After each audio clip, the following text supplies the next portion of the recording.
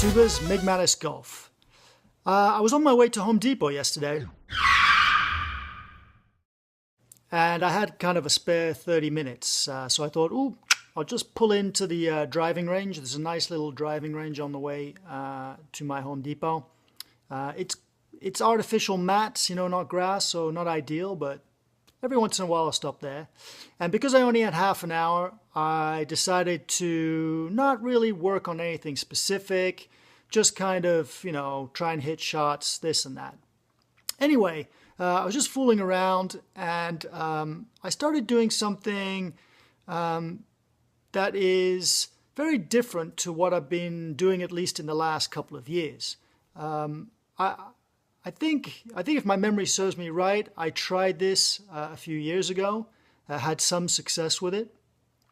But I just kind of started trying doing it, and it's just a different way of getting the club to the top of my backswing. And it started feeling pretty natural very quickly. And I couldn't really understand why. Normally when you make changes, they take a while and they feel really awkward. And I'm not saying this one felt great, but I was amazed at how quickly I was able to ingrain this move. And it got me thinking that maybe because I used to do it, there's some kind of memory there of how to do things, and it makes it easier. But anyway, I didn't think much of it. I just enjoyed the session. Got in the truck, started driving to Home Depot, started thinking about it. And I started thinking, well, maybe just certain moves suit certain people better. I've done a lot of reading, a lot of golf book reading in the last, let's say, 10 years. And there are many different philosophies out there, very different ways of doing it. So I decided there would be a huge value in starting a little series on essential reading for golf, or the books I think you should read to educate yourself and get a better understanding of the golf swing. Now, why do I think this is important? Well, I think it's important because the only way you'll ever find out what suits you best, and we're all different, we all have different body sizes and limb lengths, etc., muscle tensions, flexibility, strength. So each swing philosophy isn't necessarily going to suit everybody. There will be one that is better for you than the others. And you need to find that one. And the only way of really finding that one is to be aware of all of the different swing philosophies to date, because I'm sure some new ones will come along. And when you have a good understanding, good mental understanding, a good visual, good picture in your head of how those positions are achieved, or how to swing the club to the top, how to initiate your downswing, etc., only when you are aware of all of those will you be able to really figure out which one is best for you. So golf isn't just about, or getting better at golf isn't just about pounding balls or taking lessons. It's also about giving the brain tools to understand what you're asking your body to do. So here we are, a little series on which books I think you should read, and there is no better book to start with than this guy. This is Ben Hogan's 5 Lessons. There are 2 or 3 golf books out there considered Bibles for the golf swing, and this is one of them. This is a definite must to read. Just to give you a bit of a background, Ben Hogan is considered one of the best ball strikers of all time. He really honed his craft, and he didn't necessarily do it the same way that the pros were doing it during his era. Now, maybe that's down to his makeup or the way his body is made up. I know Ben Hogan wasn't a tall guy, about my height, just over 5'8", and wasn't massive either. Probably weighed same weight as me, 150 to 160 pounds. But he smashed the ball. He hit it a long, long way. Even by today's standards, if he had modern equipment, he would be right up there.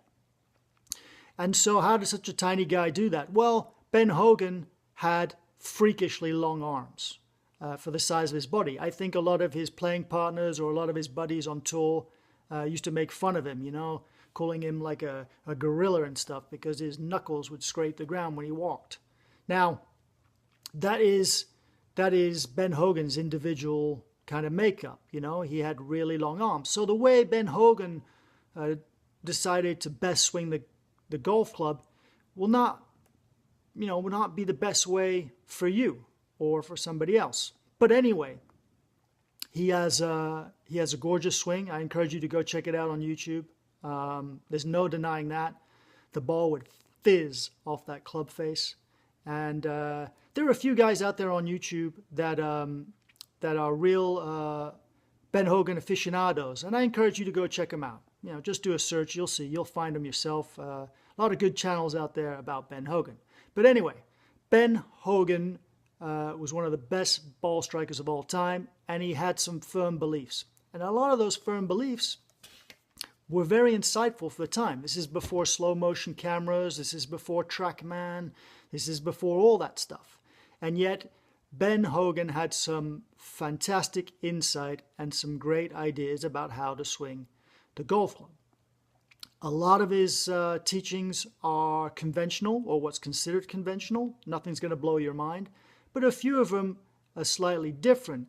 And I particularly like his mental pictures or his visualizations or his ideas on feel or what you should feel in the golf swing. Now, a few of them, and I say a few, just a tiny few, with the advent of TrackMan and all that, have proven to not be necessarily 100% correct. But hey, what can you do? It's progress, right? But anyway, here we go. Ben Hogan's 5 lessons. It's a must. It's a short read. It has illustrations, black and white pictures that are worth their weight in gold.